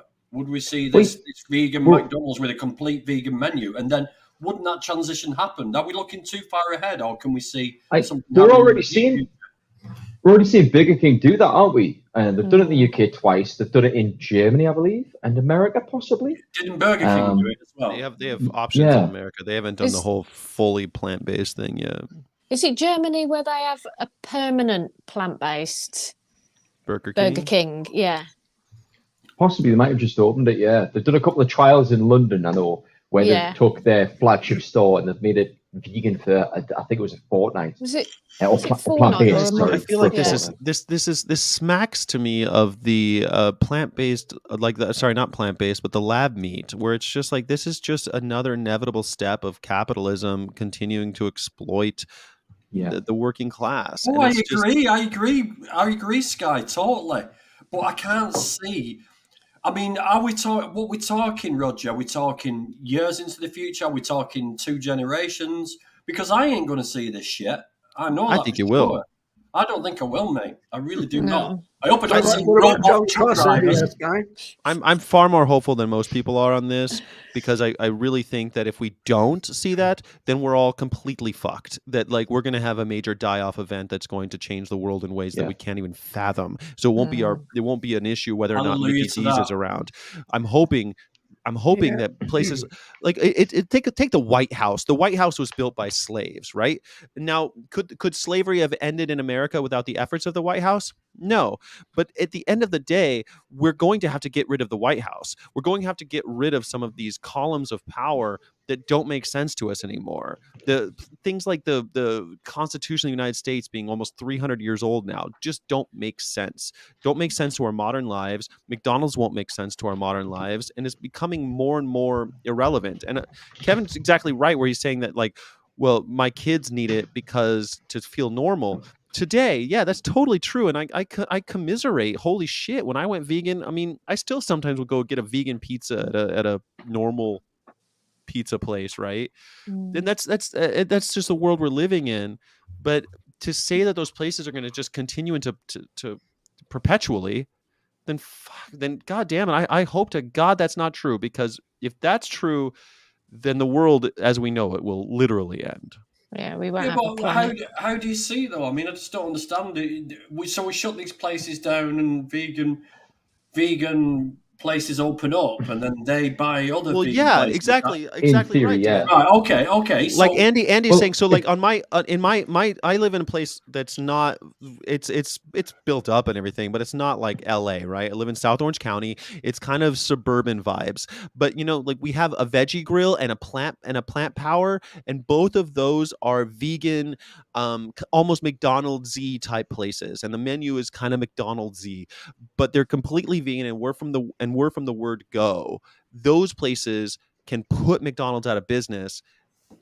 right. That to me is okay. So let's say, sorry, Rog. So let's say these vegan places become successful. All the McDonald's, Burger King shut down, and these vegan places become successful, and then they get bigger and bigger. Don't they become a capitalist sort of movement themselves then? Maybe. I mean, I guess the hope would be that because we're going through this transition and places like these global franchises will start to disappear, that we'll have more local efforts and more local businesses where your local dollars going a little further. How do you stop them growing, though? I don't understand how this works. How do you stop a business that's successful opening another one in the middle of the country, then another one at the bottom of the country? Because they're growing. Because they're growing in an increasingly changing, increasingly different environment. The business environment is changing. this idea of like commissary kitchens, feeding like trucks traveling great distances, Brazilian cows going to American McDonald's. Like these types of systems are starting to break down. We've already seen it. Like those are changing. Not fast enough. So you might have one that's nationwide, but these global conglomerates. No, but Danny, what you've got here really, I mean, both of us, Sky and I, have talked recently to John Cross. John Cross is the I said daughter there, the son of Leslie Cross. He's 80 years old and he's been vegan all his life. Right. And he worked for Plamil. And he says that that's the difference between a capitalist company and Plamil. Plamil are run by vegans with vegan ethics, vegan values, and all this. But they're under pressure because you've got the capitalists coming in and they can buy out things. And they don't give a shit, really. In other words, if the vegan project for them fails, they will then just ditch it. Plamil will never do that. And so that'll be the evolution. You would end up with a growth of companies with vegan values staffed by ethical vegans. Plus the fact we can think outside of that entire box. For example, I've done things like collect for about 2 months a year. There's a group in Ireland called Falling Fruit, and they collect apples, right? And it's amazing. I mean, there's millions and millions and millions of apples growing around this area where I live, and it just needs people to coordinate it and to go and collect it and distribute it. And so the same will be with veganic allotments, that kind of stuff. In the future, food might be free. Never mind the idea of which restaurant you're going to go to, because the fact is, capitalism makes it a product, whereas actually it's stuff growing in the ground which people can swap amongst themselves. I mean, we're looking at I see lots of apple trees at the side of the dual carriageways where people have thrown apple cores out the window when they've had them in the cars, and they throw them out. Yeah, well, that would be another. Yeah, straight up. I've actually stopped my wagon and picked apples off a Johnny tree. Appleseed. That's right. In Dublin, you've got apple trees. Sometimes in the place like you said, nut trees. So that would be the new thing. You go to a public park, it'd be full of fruit trees. Forage. People would just. Food would largely be free in that sense. And we see it in like places. When I went to college in Berkeley, and there's the whole local movement, like local, we call it urban foraging, where you can, if it's hanging over the sidewalk, you're allowed to grab it and take it. And people have created websites where you can go and just eat for free everywhere. But the other thing that's going to happen, and I think the universal based income is something that a lot of politicians are starting to talk about. I think that Andrew Yang was just ahead of his game. I think Sir Thomas More was ahead of his time, and that we're going to have a universal based income where taxes are collected off of corporations, and then we're going to be giving people enough to live on, so food and you becomes wouldn't be talking about a minimum wage now, you'd be talking about a maximum wage, right? Because the maximum wage could be you'll get 3 times more than the poorest person, because if you've got 3 times more than somebody else, that's a heck of a lot, right? But you've got people who've got 3 million times more than. Oh yeah, I agree with that. I mean, that is ridiculous. Well, that's capitalism, Danny. That's the ethos and the direction. I understand what capitalism is, but I just can't see a way out of it. But we're so close. I mean, we're seeing capitalism really kind of. Are we close? I think what Sky said about the pandemic is very. I mean, we used socialism to get out of the pandemic, didn't we? Mm-hmm. And now that's why the idea of these capitalist nations going back into lockdown is kind of like they're having a heart attack about it, because this is not us, you know. Mm-hmm. I suppose going back to the point I made about my McDonald's and my kids and stuff is, I can't imagine a future where they're not a thing, and hopefully they aren't. Like, I'm hoping that there will be a vegan version. You know, like, I'm just going to use an example of a brand I know that we don't have in the Northeast yet. I think Kevin Hart might have founded it, Burger Company, possibly. Yeah, Burger, yeah. Oh, Burger, they've got one in Manchester. It's amazing. Mm-hmm. Yeah, so something like that replacing McDonald's, in my mind, because I just can't visualize it with how much of a superpower that McDonald's is. You know, It's happened. It's come. They've come so close to being a thing of the past. I remember when there were do you remember the fast food wars between Burger King and McDonald's, and all of a sudden 99-cent Whopper. It went from like $3 Whopper to 99-cent Whopper, and they were having these price wars before they figured their shit out. You were looking at a world that could be without McDonald's. They've come close a few times to losing it all. So it's just. Like I think, Andy, the idea, in order for them to kind of adjust to what we're talking about, they'd have to change literally everything, and it would have to be far too quickly to actually make it happen. We've already seen, like, it's so hard for Starbucks just to change tiny little things. These massive conglomerates are very difficult to change in any haste, in any type of way. Yeah. And then they charge you an absolute premium for the plant-based option. Well, Starbucks charging more for plant-based. Right. Yeah, exactly that. Yeah. I mean, I don't even remember the country that I was in the last time I went into McDonald's. Yeah, me neither. I can't. Yeah. I think the last time I saw McDonald's, that someone insisted on going through the drive-through for a Coca-Cola. I think that was like, well, at least they'll have a drink. I just want to get a drink. Well, you know what they're saying is, I mean, Ronnie would say that the only time he goes to McDonald's is if he needs a piss or a shit. But we used to go to McDonald's. And we used to have a bag of quick drying cement for the toilets. But I mean, that's the only reason you go to McDonald's. Yeah, I mean that's kind of that's exactly right. There's no reason to go to McDonald's, and people care more and more about their health. I just don't see McDonald's surviving. Who cares about the health? Please show me these people. Please show me these people. Again, if you go to a fast food restaurant, for me, I think you're going there for a taste, a texture, and an experience rather than health. Even if you are going to a vegan place, I suppose. It's like a cultural phenomenon, isn't it? It's like reality TV. I know somebody who went with her dad to a McDonald's in Greater Dublin, let's say, and he ordered the McPlant, and for the time that they were there, they were the only ones who ordered that. Yeah. So I'm not sure if McDonald's is going to be the vegan revolution.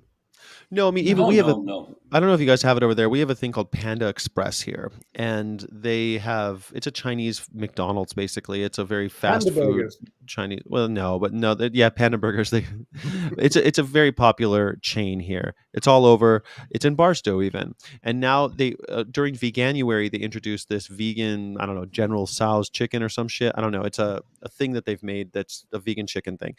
And Karina, my girlfriend, will go to that place with her sister because she loves to go there, and they'll get the vegan chicken, and they'll say, it's not really vegan. It's not. People don't want that fake chicken, and the people working there are trying to talk her out of getting this vegan option. So, and this has happened several times, and now it started in Veganuary. It was gone for like 6 months, and they brought it back to all of their outlets. It's a big deal. And yet even the workers, they can't train them on what the hell it is. This is the difficulty of these big places. This is why you have food poisoning at these fast food places. Sky, you mentioned Veganuary. I mean, what does the panel think about Veganuary? Because I worry about it in the sense that there's almost like a time limit on morality. Only for January. I think it encourages the trend that we try and move away from all the time. With the supermarkets, you see that now, don't you? Because a big influx of plant-based stuff in places like Aldi and Lidl and all that, and Marks and Spencer's and all that. And then what it used to be, I noticed the last couple of years, there was a hangover then into February and March. And last year, it was kind of boom, everything just went at the end. Yeah. We went into Aldi and I was like, excuse me, where's the plant-based section? Being exploited. They're like, well, that was just for Veganuary. I was like, what? Yeah. Like, what? It does seem a lot like dotted about, but I mean, no actual section. Oh. It seems like Breast Cancer Month or any of these times we do this. Well, it's similar to this Meatless Monday, isn't it? It kids the idea that every other day is okay. It's like a trend, yeah. Well, no vegan should support Meatless Monday. I mean, the American egg industry have said it's a massive bonus for them, Meatless Monday, because it means people eat eggs instead. Yeah. Yeah, I've got an interview. Eggs and milk. I've got an interview on tape with some some guy was from all the to egg industry dairy. saying, meatless Monday is brilliant for us. So everyone For- eats omelets. Just Isn't give it funny? What the hell to eat? But if everyone Yeah. went, but if everyone tried to live off eggs and dairy and just stopped eating flesh of animals, we'd see the flesh industry die too, because one feeds the other. So it's a net win once a week. Not to mention the fact we have another situation on planet Earth, which is the planet's melting, and It's a net win if people switch from flesh to dairy and eggs once a week. once a week. I don't know. No, I don't think so. But for the environment, maybe. Just give Andy a minute because he's got a delay. Andy, do you want to say anything? Because I know you've got a bit of a delay and you're having trouble sort of interjecting here. So do you want to go? Yeah, I just didn't want to interrupt. interrupt. I just didn't want to interrupt anyone anyway. But just basically, more or less, all of these conversations going forward, a lot of them do really come back to just the understanding of these companies. If they're ethical vegans that are not looking to exploit anyone at all, and that's their ethics, then that's something that we don't have. Some we talk about crop deaths and things moving forward. If the farmers are vegan with the same ethics as what we've got, Absolutely, we haven't got to deal with them not caring like they do now.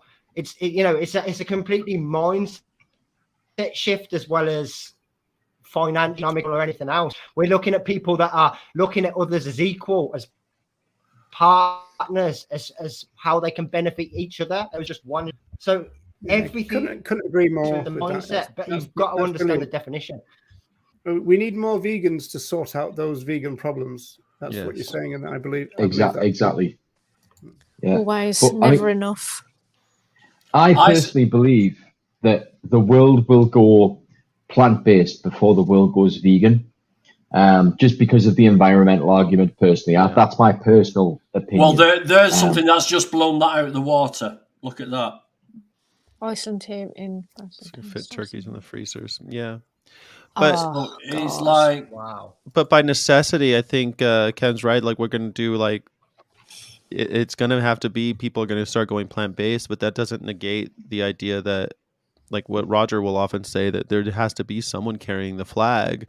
We're still going to need vegans who are claims makers and fighting the fight, even if everyone does go plant-based for health and environment and all that other bullshit. Like And discover the not that ethics the later, environment's hopefully. bullshit, but Well, I think guys, the human race are. sorry, Kev. I'll let you talk. Sorry. Yeah, we'll wrap it up in about 10 minutes now. So go on, carry on, Kev. Sorry. I was just going to say the human race, we are a very selfish species, aren't we? So that's what drives my opinion that we will probably go plant-based for selfish reasons. And potentially, once we're no longer contributing towards it, we may be more susceptible en masse to the vegan message. Well, of course, all mammals search for pleasure, food, and sex. All mammals. Well, they're all the same thing, aren't they? We do, yeah, exactly. We don't differentiate. They're all the same thing. All pleasure. So, They're all hedonists. I But think the whole the human race is lazy by definition, because the human race, that's why we're so inventive. Well, I think because every animal's pretty lazy. Like every animal, Yeah, they're not yeah. going to go far for. But I mean, you look at these squirrels running around. Look at we invent things to make our life so much easier. That's why farming came into play. That's why we found, we could do this, we could do that, we could milk cows. Yeah. Because we're inherently lazy. Where can we get the calories from with least effort? Let's get those cows, shove them in this pen, and we'll milk them, and they're here in front of us in our houses. So. Yeah, This but is what we do. Danny, invention isn't lazy, is it? I mean, No, we're inventing It isn't things. lazy, all the time. but what I'm talking about is the reason for invention. I mean, most of the biggest inventions that we've done in the last couple of hundred years has been through war. All about the War has been the money. biggest pusher of invention. The space program was through war. Yeah, That's just and because and then we monetize it. So again, we're back to capitalism. Wait a second, Yeah, but of course. that's the war argument only because governments find it really easy to raise money for war. I mean, take America, Yeah. right? We have a shit welfare system. We have a shit healthcare system, unless, of course, you're poor and want to join the war effort, or you're poor and want to work to build tanks. Then we've got plenty of money for that. We're basically doing welfare in the dumbest way possible, is basically how America does it. Because rather than give it to the people, we're giving it to industries to wage wars that aren't even being fought. We're not fighting tank wars anymore, but we're still paying poor people to build tanks. It's just the dumbest way to do welfare, basically. I don't know how the US functions, full stop, because it's like I've never known a country that does not.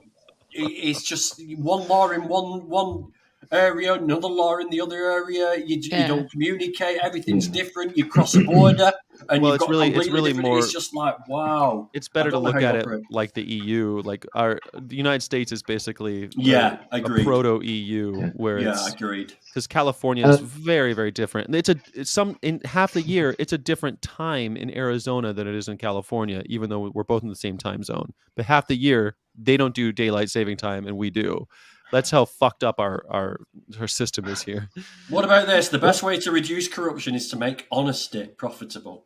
Honesty is profitable morally already. Yeah. There you go. Boom. Roger's Yeah, on I one. I like it. completely agree with that. Yeah. But this whole "what's in it for me" thing that Kev is talking about is, I think, exactly why. Yeah, the environment. What's in it for me? Well, your kids will see tomorrow, and all of that. Yeah. So, Yep. so And I I mean, personally don't even think that will happen until we actually start to experience, like, it'll really experience things like acid rain that burns your skin and that And sort of thing. It'll floods. real a change. third of Fires. Pakistan being Fires. underwater. A Yeah. third of Pakistan being underwater. Hundreds. How many people Yeah. died in Pakistan? Is it even a number that we have settled yet? I mean, What time do you call this? Do you know what really worries me, right? I mean, Sky talked about the kind of, a big die-off and all that kind of stuff. The problem is, and I saw this picture of some floating goddamn city thing that the Oh, Saudis... thank God you said that. Yeah. I thought it was thing one of is- your websites that you've been searching out, Roger. The problem with a human die-off is that the ones who won't die off or will die off last are going to be the richest people, like the billionaires, like Trump and everything. So if they're the ones who are going to kind of, as it were, come out of the bunker and start again, we're already screwed before we start. You mean Well, all these historically, preppers? Roger- You mean all these preppers are wasting the time with the little bunkers, with the beans in and the guns? And Yeah.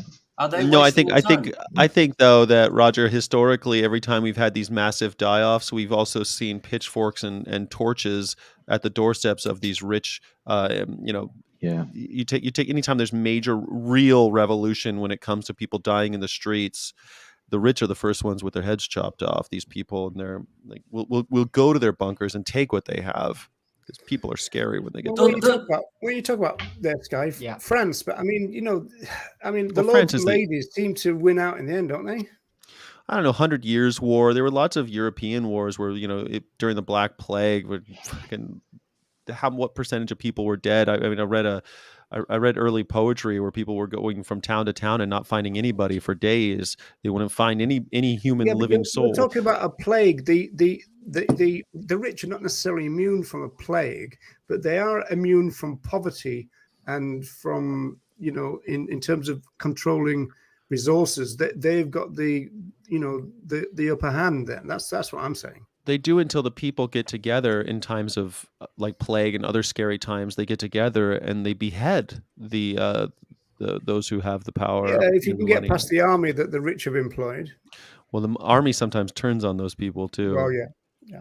Yeah, I suppose the army's full of people that are being paid an everyday wage as well, aren't they? And if the gap became so great that actually the difference between being poor and being rich was just vast, and there was nothing in between, then I think it's quite believable that the army would Well, turn if on. the thing that makes people rich becomes worthless, then they're not rich anymore.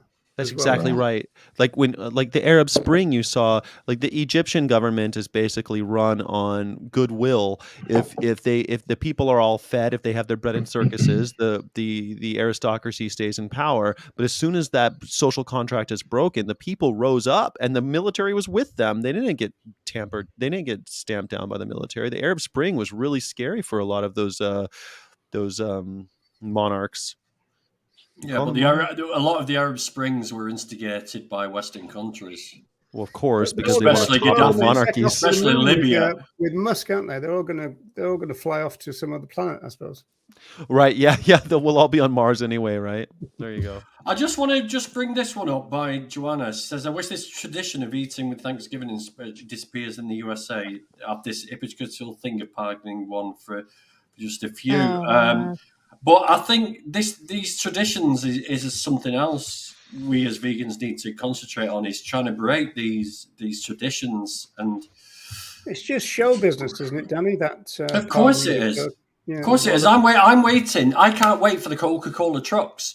I can't wait for all them mothers again to go on Facebook and say, I'm taking little Johnny to go and see the Coca-Cola trucks. And little Johnny's about 19 stone and he's 4 years old. And he can't wait to get his hands on that carbonated 13 teaspoons of sugar-filled drink. Sugar water, you know what I mean? right.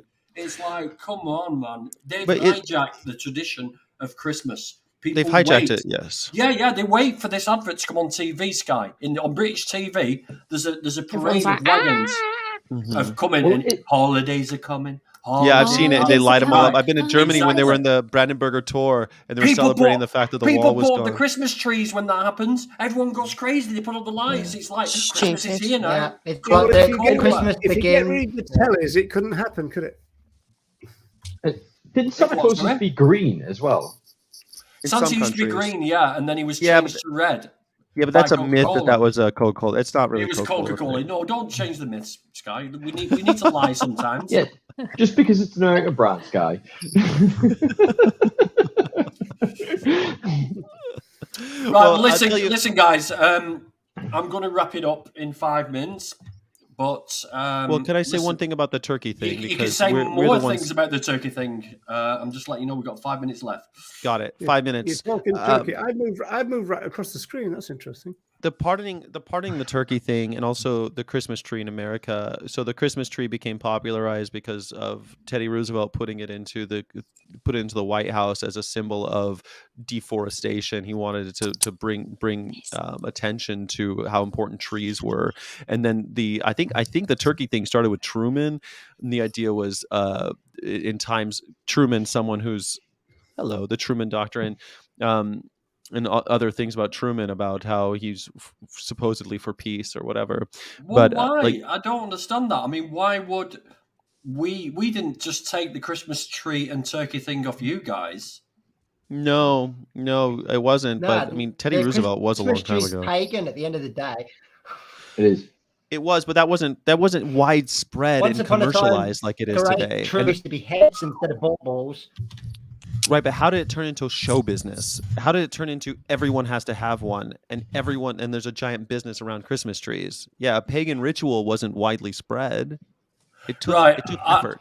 I've Googled it. I don't know whether Google's right here, but Germany is credited with starting the Christmas tree tradition as we know it in the Tannenbaum. 16th century, with devout Christians brought decorated trees into the homes. Some built Christmas pyramids of wood and decorated them with evergreens and candles if wood was scarce. So it's actually Germany.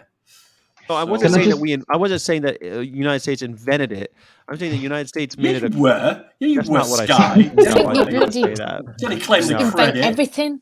Roll the Everything. tape. You'll see, All the. I you'll haven't see got the this, Americans I'm not- invented football in a minute as well. They just Yeah, make it right. That's not what bigger. I'm not saying that America invented eating turkey or lighting Christmas trees. I'm saying that America takes things and turns them into show business and makes it. To answer Joanna's question about the whole pageantry of pardoning turkeys, Exactly. Yeah. it starts off as one thing and becomes another because it's taken by your friends, the capitalists. Jan. Capitalists hijack And, it, definitely. Yeah, I mean they've taken Easter I mean, who thought of selling chocolate hollow eggs to the masses? It's like, wow. Well, that's a Cadbury thing. That's you boys, isn't it? What a great idea that was. Let's sell less chocolate and more packaging to the people. They won't ever buy that. Of course they will. Watch this. Yeah. Boom. There you go. Can I just Come in the highlight shape of a bunny rabbit. how ironic it is to encourage people to cut down trees to kind of promote, or I suppose to cast light on deforestation? Yeah, I mean, the idea was always like, well, that's also taxidermy was supposed to be this this idea of saving the world by showing people how realistic and beautiful these animals are. So, I mean, there's all sorts of weird bastardized ideas that people had. I mean, Audubon, his name is now synonymous with conservation, and yet his whole shtick was killing animals so that he could paint them. Kill them, taxidermy them, set them back up the way he saw them in the wild in order to paint them as a still life. I mean, that's conservation, you know, I mean. But the Right, well, listen, people.